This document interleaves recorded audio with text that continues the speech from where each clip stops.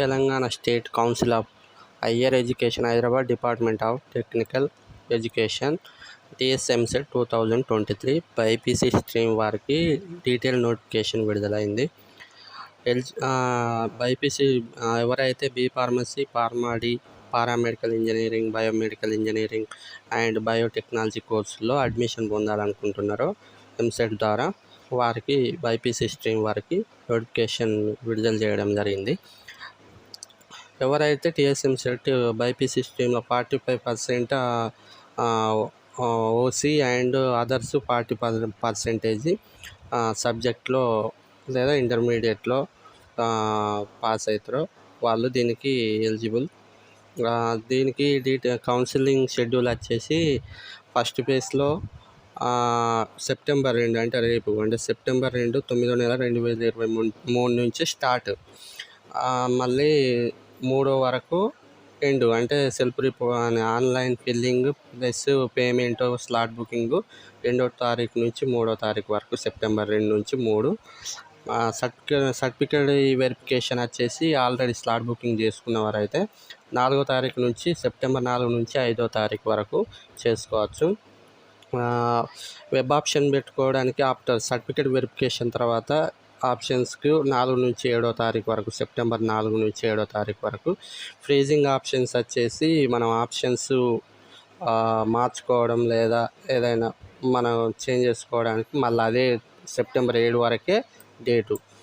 Plus మళ్ళీ provisional allotment seats on B4 అంటే మనకు ప్రొవిజనల్గా సీట్ అలాట్మెంట్ అన్నది 11వ తారీఖు సెప్టెంబర్ 11వ తారీఖు మనకు రిలీజ్ చేయడం జరుగుతుంది. సెల్ఫ్ రిపోర్టింగ్ వచ్చేసి వెబ్సైట్ ద్వారా సెప్టెంబర్ 11 నుంచి 14వ తారీఖు వరకు సెల్ఫ్ రిపోర్టింగ్ చేసుకోవడానికి ఉంటుంది. సో సెప్టెంబర్ 2 నుంచి లాస్ట్గా సెల్ఫ్ రిపోర్టింగ్ 14వ తారీఖు వరకు ఎండింగ్. సో ఎవరైనా ఉంటే స్టూడెంట్స్ ఉంటే ఆన్లైన్ ఫిల్లింగ్ కోసం మీరు దగ్గరలో ఉన్న E-seva లేదా CSE E-seva online centre, internet సెంటర్కు మీకు ఒకవేళ దాని మీద నాలెడ్జ్ లేకపోతే ఓన్గా చేసుకునే అంత నాలెడ్జ్ లేకపోతే వెళ్తే వాళ్ళు చేసి పెడతారు. సెప్టెంబర్ 2 నుంచి అంటే ఈ మంత్ 2 నుంచి స్టార్ట్ అవుతుంది బైపీసీ స్ట్రీమ్ వరకు.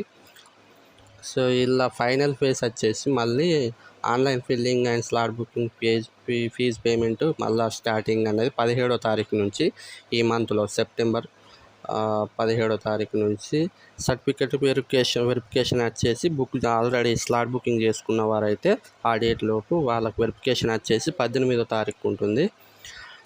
ఆప్షన్స్ అనేది వెబ్ ఆప్షన్స్ అనేది ఆల్రెడీ స్లాట్ బుకింగ్ పెట్టుకున్నప్పుడే మనకు మన ఆప్షన్స్ పెట్టుకోవడానికి ఉంటుంది.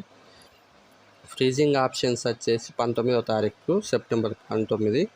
అలాట్మెంట్ వచ్చేసి 23వ తారీఖు సెప్టెంబర్ 23వ తారీఖు పెట్టుకోవడం ఉంటుంది.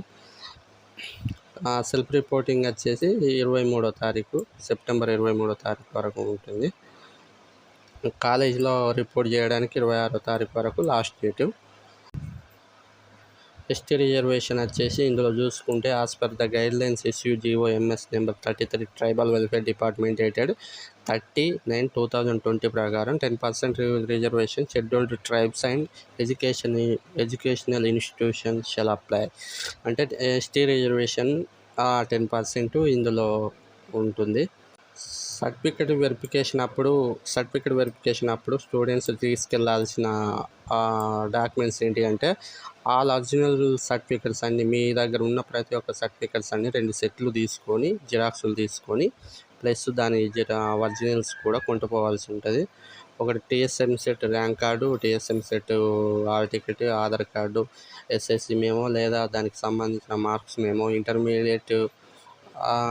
ఇంటర్మీడియట్ లేదా దాని మేమో పాస్ సర్టిఫికెట్, 6th నుంచి ఇంటర్మీడియట్ లేదా దానికి సంబంధించిన ఈక్వలెంట్ స్టడీ సర్టిఫికెట్స్, 6 నుంచి ఇంటర్మీడియట్ వరకు సంబంధించిన certificates and TC income certificate issued మీ దగ్గరలో ఉన్న రెవెన్యూ మండలం నుంచి రెవెన్యూ ఆఫీస్ నుంచి ఇన్కమ్ సర్టిఫికెట్ ఇష్యూ చేయడం జరుగుతుంది. అదొకటి.